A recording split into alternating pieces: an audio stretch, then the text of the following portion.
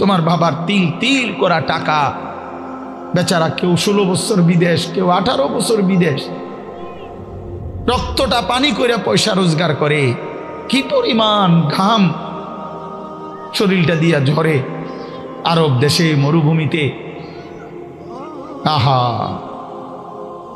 12 ঘন্টা 14 ঘন্টা 16 ঘন্টা ডিউটি করে প্রবাসী, কি পরিমাণ ঘাম ঝরে এক এক প্রবাসীর। প্রতিটা টাকার মধ্যে, প্রতিটা দিনার দিরহামের মধ্যে, প্রতিটা রিয়ালের মধ্যে ঘামে ভিজা, ঘামে ভিজা।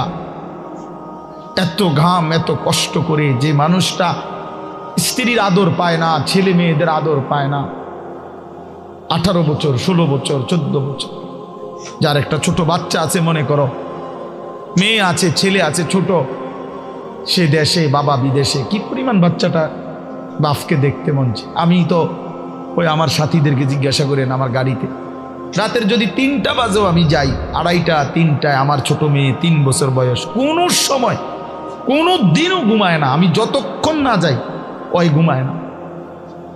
একটা দৌড় দিয়া দরজা সেই খোলে, কলিং বেল টিপ দিলেই সে বোঝে আব্বু আসছে।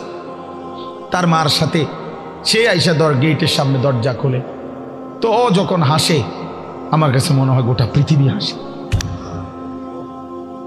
তো এমন আদর যেই বেচারা বছরের পর বছর কোরবানি করে দিছে সন্তানদের জন্য, একটু মুখে হাসি ফুটাবে স্ত্রীর জন্য, তো সেই বাবার সন্তান হয়ে তুমি এইভাবে জীবন শেষ করে দিলা। এটা ইনসাফ হলো ভাইয়া? বলো বাবা, বলো।